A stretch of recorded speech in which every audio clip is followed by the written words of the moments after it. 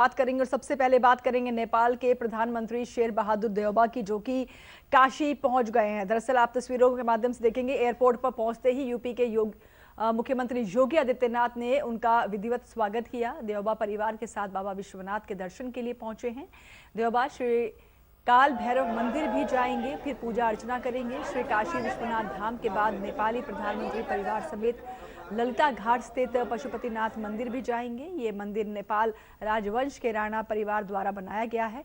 भगवान शिव का ये बड़ा पौराणिक मंदिर बताया जाता है। तो फिलहाल आपको बता दें कि नेपाल के प्रधानमंत्री शेर बहादुर देउबा वाराणसी में पहुंच गए। उनका भव्य स्वागत किया गया है, उनका भव्य स्वागत सत्कार किया गया है। तस्वीरें हम देख रहे हैं। निमेश राय हमारे संवाददाता हमारे साथ जुड़ गए हैं। निमेश, प्रधानमंत्री नेपाल के जो हैं वो पहुंचे हैं वाराणसी में, हम तस्वीरें देख रहे हैं और सड़क मार्ग से होते हुए अभी जानकारी जिस तरह से भी हमने साझा की है कि पहले श्री काल भैरव मंदिर जाएंगे और साथ में सीएम योगी आदित्यनाथ उनके साथ मौजूद हैं। निमेश, बिल्कुल, और इस समय जो तस्वीर है वो काल भैरव मंदिर में पूजा पाठ करने के बाद प्रधानमंत्री नेपाल का काफिला निकल रहा है। मुख्यमंत्री उनके साथ हैं और वो सीधे अब काशी विश्वनाथ मंदिर में थोड़ी देर बाद आपको नजर आएंगे, जहां पे रुद्राभिषेक उनको सपरिवार करना है। और जैसा पहले भी मैंने बताया कि नेपाली पुजारी एक काशी विश्वनाथ मंदिर में हमेशा से ही परंपरागत तरीके से रहता रहा है और वो पुजारी हैं टेक नारायण उपाध्याय, वो रुद्राभिषेक कराने वाले हैं। और इस बीच सारे रास्तों में जो रूट है मंदिर जाने का, उन रूट्स पे स्थानीय लोग और छोटे बच्चे, स्कूली बच्चे हाथ में झंडे, भारत सरकार के, भारत के और नेपाल के झंडे हाथ में लेकर के प्रधानमंत्री का वेलकम कर रहे हैं। और एक काफी आवा भगत की तस्वीर दिखने को मिल रही है भारत नेपाल संबंधों के मद्देनजर भी, और जो सांस्कृतिक रिश्ता काशी का नेपाल से रहा है, भारत का नेपाल से रहा है, उसकी भी तस्वीर आज देखने को मिल रही है। जगह जगह होर्डिंग्स लगाए गए हैं जिसमें प्रधानमंत्री की तस्वीरें हैं, नेपाल के प्रधानमंत्री की, उत्तर प्रदेश के मुख्यमंत्री की तस्वीरें हैं। तो काफी साज सजावट हुई है। और मैंने बताया पहले भी था कि 15 ऐसे जगह उत्तर प्रदेश सांस्कृतिक विभाग की तरफ से चिन्हित किए गए थे जहां पे आकर्षक झांकियां हैं, नृत्य हैं और सांस्कृतिक कार्यक्रमों से प्रधानमंत्री का स्वागत किया जा रहा है। और काफी अभिभूत दिखाई दे रहे हैं नेपाल के प्रधानमंत्री और उनका परिवार इस स्वागत से, अगवानी से, और जो यहाँ पे व्यवस्था उनके दर्शन पूजन की गई है। कंचन, बिल्कुल, तो जिस तरह से भी हम देख रहे हैं सहपरिवार नेपाल के प्रधानमंत्री यहाँ पहुंचे हैं भारत, और इस समय वाराणसी की सड़कों पर हम देख सकते हैं कि किस तरह से उनका स्वागत भी किया जा रहा है। पारंपरिक तौर पर स्वागत किया गया नेपाली पीएम का सीएम योगी आदित्यनाथ द्वारा अगवानी की गई। और तस्वीरें हम आपको दिखा रहे हैं श्री काल भैरव मंदिर से ये दर्शन करने के बाद नेपाली प्रधानमंत्री का जो काफिला है वो आगे बढ़ा है। अब यहाँ से आपको बताते चले कि काशी विश्वनाथ मंदिर पहुंचेंगे और बाबा की नगरी में इस समय मौजूद हैं नेपाल के प्रधानमंत्री शेर बहादुर देउबा।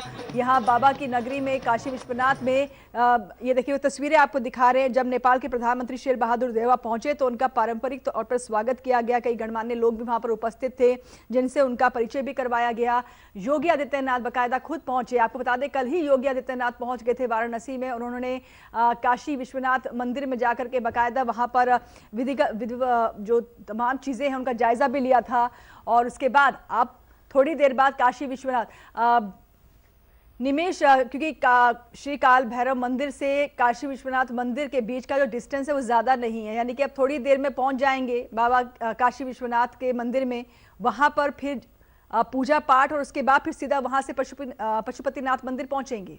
निमेश, बिल्कुल बिल्कुल सही शेड्यूल आप बता रही हैं और यही शेड्यूल भी है। इससे पहले एयरपोर्ट पे जिस तरह से नेपाल के प्रधानमंत्री और उनकी पत्नी आरजू देउबा और साथ में परिवार के अन्य भी सदस्य उनका स्वागत किया है। मुख्यमंत्री ने खुद रेशमी शाल उड़ा करके और गुलदस्ता भेंट करके, और उसके बाद योगी सरकार के मंत्रिपरिषद के तमाम मंत्री भी वहां पे उपस्थित थे। रविंद्र जायसवाल की बात करें, अनिल राजभर कैबिनेट मंत्री हैं वो थे, दयाशंकर मिश्रा दिखाई दिए थे, कुछ विधायक भी स्थानीय थे। और इसके अलावा अधिकारियों का पूरा लाव लश्कर साथ में रहा है एयरपोर्ट पे वेलकम के लिए। और एयर इंडिया के विमान से ही आए हैं नेपाल के प्रधानमंत्री नेपाली एयर से किसी कोई सेवा नहीं वहां पे ली है, क्योंकि भारत सरकार के वो अतिथि हैं। और मैं बताऊं कंचन कि काफी अरसे बाद इस तरह से मैं किसी नेपाली प्रधानमंत्री का वेलकम देख रहा हूं, इतना ग्रैंड वेलकम काफी समय के बाद ये देखने को मिल रहा है। और ये तय है कि कुछ जो केपी शर्मा ओली के समय में कुछ थोड़े से संबंधों में खटास आई थी, उनकी पुनरावृत्ति तो नहीं कहने, लेकिन उसका जो कंपनसेशन है वो काफी ग्रैंड तरीके से देखने को मिल रहा है कि जितनी खटास आई थी उससे ज्यादा प्रगाढ़ता वाराणसी में वो तस्वीरें देखने को मिल रही हैं, जब वेलकम मुख्यमंत्री ने खुद किया है यहाँ पे। और साथ साथ में उनको मंदिर काल भैरव मंदिर लेकर के गए और फिर वहां से विश्वनाथ मंदिर और फिर पशुपतिनाथ मंदिर भी जाएंगे। नेपाल के प्रधानमंत्री का एक और कार्यक्रम छोटा सा है नेपाली मंदिर में, जो पशुपतिनाथ का मंदिर है ललिता घाट इलाके में, वहां पे वृद्धा आश्रम पहले से ही चलता रहा है, लेकिन काफी जीर्ण स्थिति उसकी हो गई थी और उसका जीर्णोद्धार हुआ है उत्तर प्रदेश सरकार और नेपाल सरकार की तरफ से मिलकर के। तो उसका एक तरह से औपचारिक उद्घाटन भी करेंगे। और एक मान्यता रही है बनारस में कि बड़े बुजुर्ग जो हो जाते थे लोग यहाँ मुमुक्ष भवन में और ऐसे आश्रमों में अपना अंतिम समय लोग मोक्ष के लिए बिताते हैं, तो नेपाल के लोगों के लिए भी वो जगह वृद्धाश्रम के रूप में लोग जानते हैं। उसका जीर्णोद्धार हुआ है और उसका एक तरह से इनॉग्रेशन आज नेपाल के प्रधानमंत्री उत्तर प्रदेश के मुख्यमंत्री दोनों मिलकर के करने वाले हैं। तो काफी कुछ बदलती हुई क्योंकि जब हम बात करते हैं दोनों ही कंट्रीज के बीच के दोनों देशों के रिश्तों की अगर बात करते हैं भारत और नेपाल के बीच में, तो जैसे कि अभी आप ही कहते हैं कि पूर्व पीएम केपी शर्मा की बात की जाए तो किस तरह से उस समय एक खटास दोनों देशों के बीच में देखने को मिल रही थी। बायलैटरल टॉक भी हुए, हालांकि उस समय आपको भी याद होगा एक नक्शा पेश किया गया था नेपाल की तरफ से सदन में उनके, और उसमें भारत के कुछ क्षेत्रों को अपना हिस्सा बता दिया गया था। विवाद काफी गहराया था। उसके अलावा फिर हमने देखा रक्षा मंत्री राजनाथ सिंह ने भी अपना एक बयान दिया था जिसमें उन्होंने कहा था कि नेपाल के साथ हमारा बेटी और रोटी का रिश्ता है। और यही बात करते हुए कल प्रधानमंत्री नरेंद्र मोदी भी नजर आए जब उन्होंने बाकायदा स्वागत किया शेर बहादुर देउबा का, नेपाली पीएम का। और उस दौरान उन्होंने कहा कि नेपाल के साथ हमारा अनादिकाल से गहरा रिश्ता है। साथ ही साथ उन्होंने कहा कि शांति और प्रगति का साथी रहा है हमेशा से ही नेपाल भारत का। बिल्कुल बिल्कुल बिल्कुल साथी रहा है। और नेपाल के साथ जो रिश्ते रहे हैं भारत के, वो काफी प्रगाढ़ रहे हैं, काफी अपनेपन से भरे हुए रहे हैं। भारत में आने के लिए किसी नेपाल के व्यक्ति को वीजा नहीं लेना पड़ता।